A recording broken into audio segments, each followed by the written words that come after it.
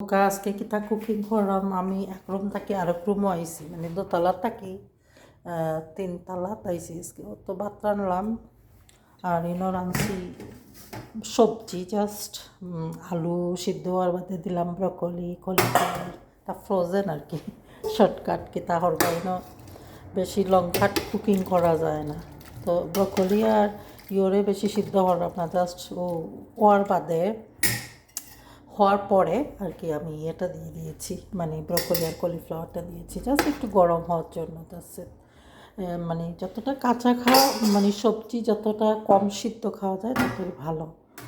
আর এই নতুন মানে উপরে ফ্লোরে আসছি তো ঠিক আছে এটা ওরা রুম শেয়ারিংয়ের মতো বলে আর কি এটাকে ওরা হোস্টেল বলে না।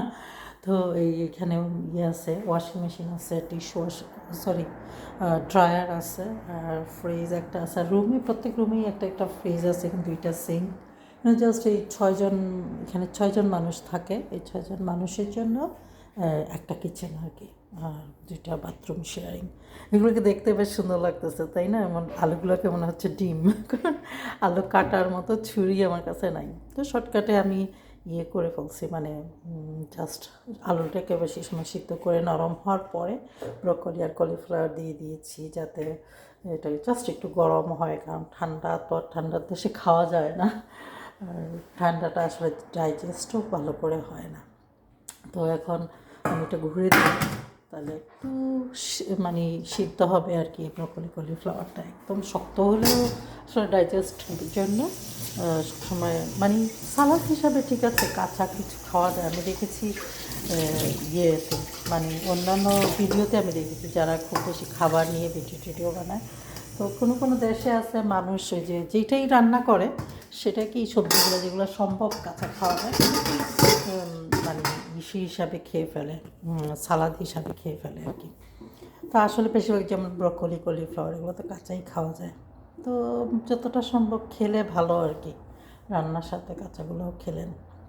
তো কালকেও আমি ইয়ে করেছিলাম আপনার এরকম সবজি খেয়েছি অনেক বেশি আর ওই যে মাঝে মাঝে রাত্রে একদম খাই না যদিও না খাওয়ার কারণে আমার ঘুমই হয় না তারপরেও মানে না খেয়েই থাকি ওই বেশি একবারে খুব বেশি খিদা লাগলে শুধু সকালে একটু খাইছিলাম আর সারা রাত কিছুই খাইনি ক্ষুধার জন্য ঘুমই হয়নি তারপরেও খাইনি মাঝে মাঝে এরকম একটু করি না করলে তো যে আসলে কী বলবো ফাস্টিং মানে রোজা রাখাটা তো ইম্পর্ট্যান্ট তো এরকম রোজার মতো আসলে আমি করি মাঝে মাঝে সবসময় করি না যখন বেশি কাজের প্রেশার থাকে আসলে আমি মানে ডায়েটিংটা করি না কাজের প্রেশার একটু কমলে তখন যে আমি একটু ডায়েটিং করি কারণ ডায়েটিং করলে পরে দেবো আপনি কাজই করতে পারবেন না।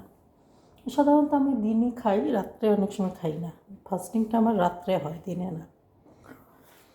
তো যাই হোক আজকে শর্টকাট একটু ভিডিও বানাইলাম আর বেশি লম্বা বানাইতে চাই না কাজ আছে অনেক সোমবার তো সোমবারে অনেক কাজ থাকে তারপর রান্না করতে হইলো কারণ সারা দিন খাই নেই বলতে গেলে শুধু সকালে খাইছিলাম তাও খুব বেশি না সামান্য খেয়েছিলাম খালি খিদা লাগলে ফ্রুট খাইছি আর পানি খাইছি কিন্তু ইয়ে খাইনি মানে কুকিং ফুডটা খাইনি আর কি। তো যাই হোক আপনারা ভালো থাকেন আমার সিচুয়েশন আমি ইয়ে করবো এখন আমি আমার ঘরের জন্য গিভ আপ হই নাই আপিল করেছি আপিলে জজের সাথে দেখা হয়েছে গত সপ্তাহে আমার করছিল তো জজ বললো যে হ্যাঁ তোর ওই কেসটা চলবে আর যে কেসটা আমি দিয়েছিলাম মালিকের নামে ওইটাও চলবে ওইটাকে আসলে আবার নতুন করে সাবমিট করতে হবে ওইটাই আমার মনে হলো আর কি কারণ মালিকের কেসটাও শেষ হয়ে গেছিলো পরে আমি আপিল করেছি আপিল করায় তো আমার আবার মানে কেসটা অ্যাক্টিভ হচ্ছে আর কি। তো আপিল মানেই তো আরও বেশি রিজন দিয়ে আরও সুন্দর করে সাজিয়ে কেসটাকে দেওয়া আসলে জজরা কিন্তু দায়ী না মেনলি দায়ী হচ্ছে ওই যে মানি মাফিয়া যার খুব মানে সামান্য সংখ্যক মানুষ টাকার জন্য সম্পূর্ণ সিস্টেমটাকে এমন করে রেখেছে যে এটা হিউম্যান রাইট বা মানব অধিকারের বিরুদ্ধেই কাজ করে। তো যাই হোক আমি যতটা সম্ভব চেষ্টা করছি আমার সমস্যাগুলোও সমাধান করতে আর অন্য সমস্যাগুলোও সমাধান করতে যাক ভালোই লেগেছে গতবার কোর্টে যে, কারণ ওই স্টুপিড শয়তান উকিলগুলো তো আসে নাই, কেউ আসেনি, শুধু আমি ছিলাম। আর আমি ইংলিশে পারি, বাট আবার ইন্টারপ্রেটারও রাখছি, কারণ অনেক সময় তো অনেক কিছু বুঝি না। জজ একটা প্রশ্ন করলো, না বুঝে আমি কী উত্তর দেবো, সেই জন্য ইন্টারপ্রেটার ছিল। তো যাক, ভালোই লাগছে গতবার কোর্টে যে, কারণ ওই শয়তানগুলো ছিল না, উল্টাপাল্টা কোশ্চেন করে আপনাকে আরও মানে ডাইভার্ট করার মতো কেউ ছিল না আর কি। তো যাই হোক, আমি খুব খুশি ছিলাম গতবারের কোর্টে। তো দেখি ওই জন্য বল মানে এখন আবার কেসগুলোকে আরও নতুন করে অ্যাক্টিভ করবো আর কি। সিস্টেমটা এত ক্র্যাক হয়ে গেছে, আজটা ওয়ার্ল্ডে যারা ডিল করে তারাই বুঝে, অন্যরা তো বুঝবে না। ওনারা ওই স্ক্যামাররা যা বলে ওইটা নিয়ে ডান্সিং করবে, খুশি থাকবে। বাট আমরা তো খুশি থাকতে পারি না, কারণ আমরা লিগেলের মানে কোর্ট কাছারিতে কাজ করি, আমরা দুনিয়াটা দেখতে পারতেছি।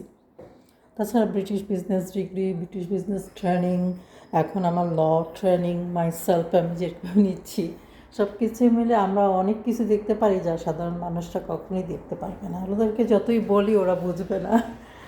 সে যাই হোক, ভালো থাকেন, সুস্থ থাকেন। আমিও খুব ব্যস্ত আজকে, তবুও ইচ্ছে হলো একটা ভিডিও বানাই। এই কারিটা দেখতে খুব সুন্দর লাগতেছে। আমি মরিচ দিইনি, কাঁচা মরিচ দিয়েছি, আর অন্যান্য মশলা দিয়েছি অবশ্য, সব ধরনের মাংসের মশলা আমি দিয়েছি। মানে সবজি আজকে ভেজিটেরিয়ানের মতো আর কি খাবো, এখানে কোনো ইয়ে নাই। মাছ মাংস সবসময় খাইতে ভালো লাগে না। ডিম শেষ হয়ে গেছে, ডিম আনতে হবে।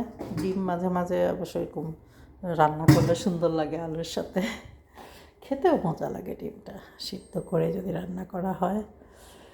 তা আসলে খাবেন, বেশি করে খাবেন, মাঝে মাঝে রোজার দরকার আছে, কারণ মানে আপনার ভিতরে যে ব্যাকটেরিয়াগুলো আছে, ব্যাকটেরিয়াগুলোর মাঝে দুই রকমের ব্যাকটেরিয়া, একটা হচ্ছে খারাপ ব্যাকটেরিয়া, একটা হচ্ছে ভালো ব্যাকটেরিয়া। তো আপনি যখন খুব ক্ষুধার্ত থাকেন, খারাপ ব্যাকটেরিয়াগুলো আসলে একটু কন্ট্রোলে চলে আসে, তখন এটা আপনার শরীরের জন্য ভালো। তারপরে আরও অনেক কিছু আছে, যেমন তিতা খাবেন, ঝাল খাবেন, তারপরে কাঁচা হলুদ চাপাইয়া খাবেন, রাত্রে ঘুমাই যাবেন ওইটা খেয়ে।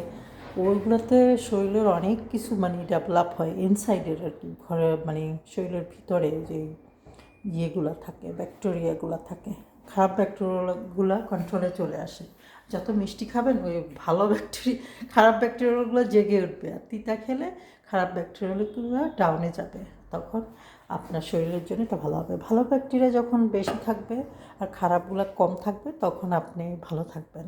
এই হলো কথা। তো আল্লাহ দিলে এখনও আমি ডাক্তারের কাছে যাই না, আসলে ডাক্তারের উপর যারা ডিপেন্ড করে ওরা হচ্ছে মস্ত বোকা। আল্লাহ তো আমাদেরকে অবশ্যই মানে ইয়ে দিয়ে দিয়েছে, সব ওষুধ দিয়ে দিয়েছে, কালি জিরা খান খালি পেটে।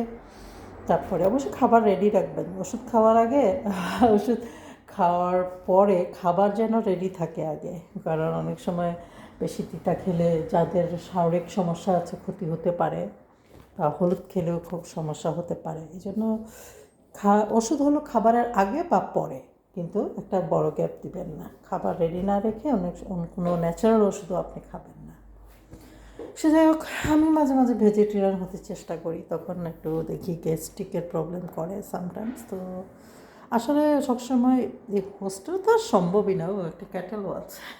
আমি ক্যাটেল ইউজ করি না, ডাইরেক্ট আমি এই আমার স্টিলের হাঁডিতেই আমি গরম করি। স্টিলের হাঁডি কিন্তু একবার কিনলে সারা জীবন চলে যাবে। আমার মালগুলো কী করছে জানি না, ওইখানে তো আমার অনেক কুকিং পট আছে সবই স্টিলের। তার একটা ভালো বড় আসলে ভাতের পট কিনবো, এটা বেশি ছোট, এটাকে চার জন্য রেখে দেবো। আর ঠান্ডার দিন আসতেছে তো, এখন চা কফি খাইতে হবে, অত লম্বা দিন মানে ঠান্ডা। সো ভালো থাকুন, সুস্থ থাকুন। এখানে ওভেনও আছে, ওভেন অবশ্য আমি ইউজ করি না নর্মালি, মাঝে মাঝে করতে ইচ্ছে করে, যেমন মিষ্টি আলুটা যদি পোড়ায় খাওয়া যায় মজা লাগবে। সো আল্লাহ হাফেজ, পরে কথা হবে। আল্লাহ হাফেজ, বাই বাই।